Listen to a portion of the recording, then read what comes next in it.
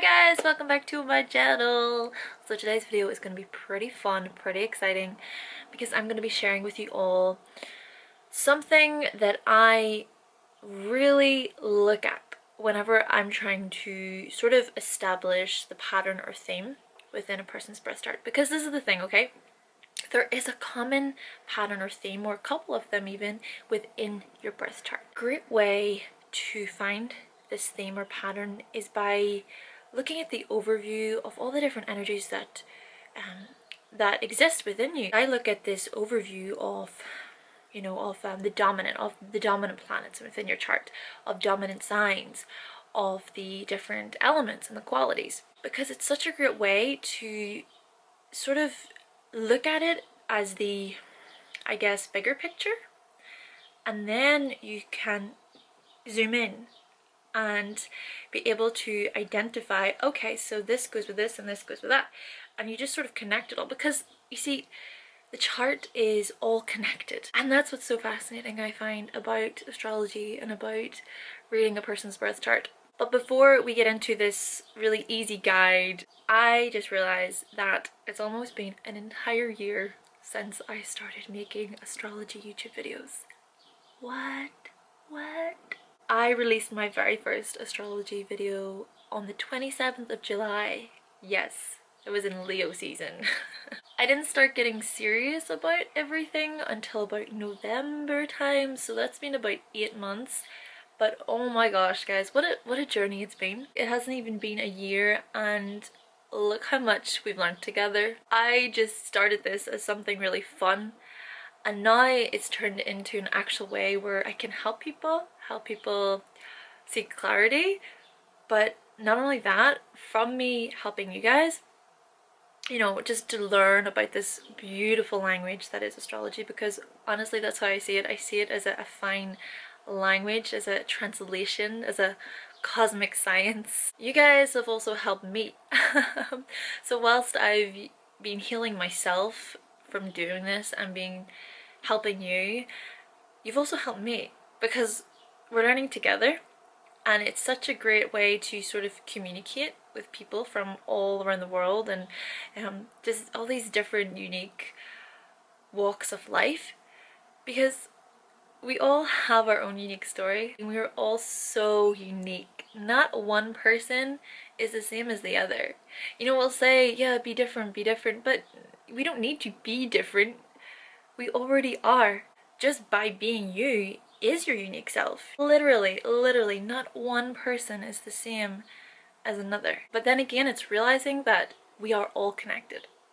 Like, you know, we have this birth chart and there's all these planets around it, and there's all these signs and aspects and all of it, these different areas, but they're all linked. You notice it's like a puzzle. So you have all these different puzzle pieces, but then you connect them all together and it makes the one beautiful picture. And that's how I see astrology, and that's how I see us. I see life, I see people. We are so connected because we are part of this human race. We are part of this universe. We all came from that one living organism, that one thing, that one spark that just came out and expanded.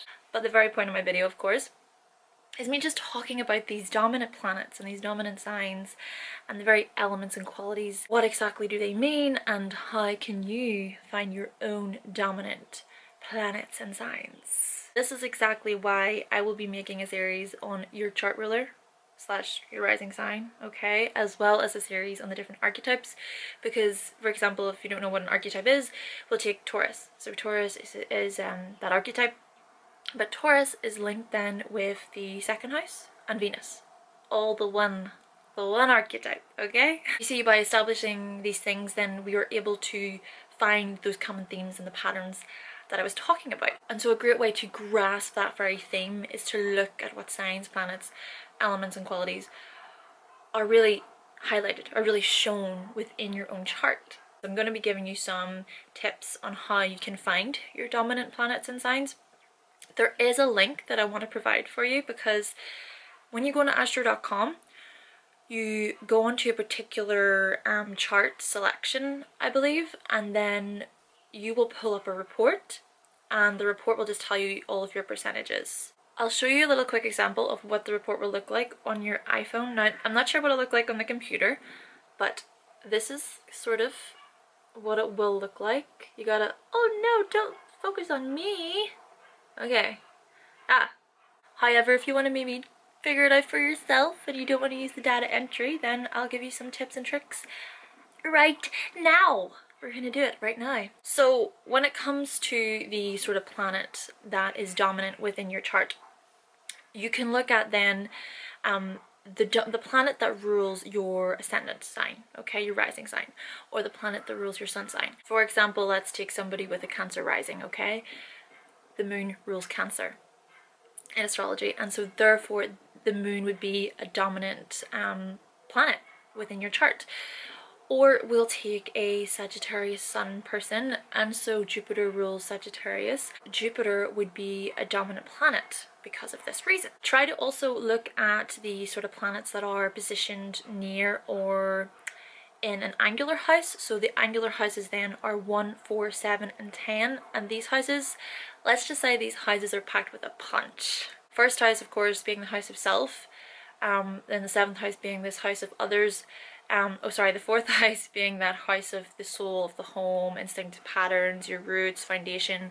10th house then being the, you know, the reputation, the social status, the public image, fame, fortune, power, authority. It's also good to see if the planet is in the very sign of its rulership. Say your Neptune is in Pisces, okay?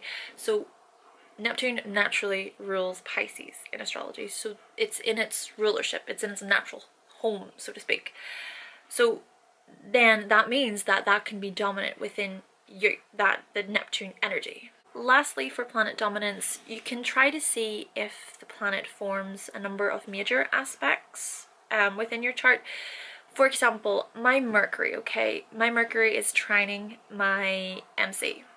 Illuminati confirmed, guys. Illuminati confirmed. Yes. But you see, Mercury is my chart ruler, and it's trining my MC, my 10th house. And remember, the 10th house is an angular house. My MC is in Gemini, and Gemini is ruled by Mercury in astrology as well. Therefore, this trine of my Mercury is also in the 6th house, and the 6th house is ruled by Virgo, and Mercury rules Virgo as well. So it's safe to say I have a lot of Mercurian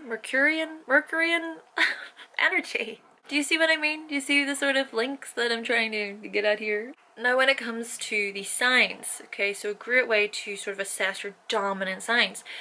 Firstly, look at your sun sign, of course. Look at your rising sign. Look at the sign where your rising sign ruler is. Take for me, my rising sign, of course, as I said, is Virgo, and so my ruler is Mercury, and my Mercury is in Aquarius, and I have an Aquarius sun as well. Then what you can also do is try to analyze a sign where there's maybe a stellium. So a stellium is if there are 3 or more planets in one sign or one house. Now for me, I have a stellium in Capricorn in my 5th house. And keep in mind that the 5th house is ruled by Leo, so it's ruled by the sun. When we go back to the planets, okay, and we take that back to the planets, not only do I have Saturn energy, okay, from the Capricorn stellium, but I have the sun energy from the 5th house stellium, because 5th house, Leo, sun, all part of the same archetype. Lastly, okay, another way to look at the sign dominance, look at a sign maybe where there is a planet that is in conjunction with an angle of your chart. Take my own chart, for example, again, Jupiter, I have Jupiter in Virgo, okay, and it is conjunct my ascendant. Well, I hope you found those little tips and tricks to be helpful, but if you do want to just get right to your report, then go to the link as I said, and then let me know. I want to know your dominant signs and planets in the comment section, please. I think that would be so interesting. However, we are going to look at then these elements and these qualities. So I'm just going to tell you my element percentages and my quality percentages. For me, I have 33% of earth energy and I've got 30% of air energy. So for me, I have about 65% logic. These elements are all about the logic, all about the rationale, you know, the mind. However, even though I do have 33% of Earth energy, I'm only 1.7% of Taurus. 1.7%. And whilst I am 30% of air energy, I'm only something like 2% of Libra energy. I do not have a lot of Venus in me, let's just say. There's not a lot of Venus here. No wonder I struggle with relationships. Like, yeah. That's just life, you know? Whereas this other 35% of course is between the water and the fire. These more emotional, intuitive, more about the feeling elements. However, I do think that with 20%, I think that's plenty. I think it's enough of fire energy, and I do think that having my stellium in the 5th house helps me out a lot with this. I do only have 17% of water within me, though I do think that because my moon is in the 8th house, and I think that that is greatly, like largely to do with that. I suppose I'm learning to just become more in tune, just to quiet. It's like, that's why it's important for me to quiet my mind from time to time and just, you know, have a thought and just be like, bye thought, bye. Just, oh, you're thinking about that? Okay, bye.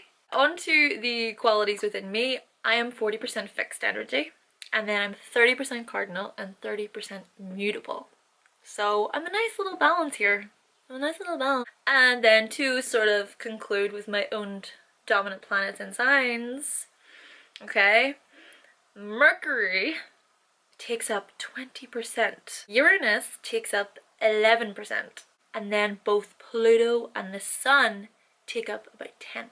So these are like my dominant planets. Then, well, there's Saturn, which is about 9%, but yeah, these are mainly, so Mercury and Uranus are the main players in my chart. So I am a very mental person, you know.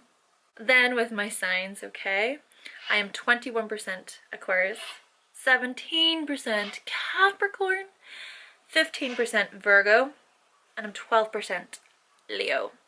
So that's my mix. Of course, you know, the signs and the planets are in all of us. You have something, but my lowest signs, okay, my lowest, with only like 2% in each of these, as I said, Taurus, okay, Libra, Sagittarius, and Cancer. Okay, that's it. So as I said, I want you to tell me yours. Let me know your planet dominance and your sign dominance. Even if you want to throw in the elements and qualities, feel free, do it in the comment section. I'm gonna go because I got some stuff to do today. I just wanted to make this quickly because I thought it would be really fun to make this, and I will be coming with the sun video soon. I hope you all have a wonderful day, and thank you for subscribing. Okay, thank you for subscribing and watching. And if you want to see more videos from me, I make videos about astrology, mostly. Click the subscribe button somewhere, and I will be back with another video very, very soon. Bye!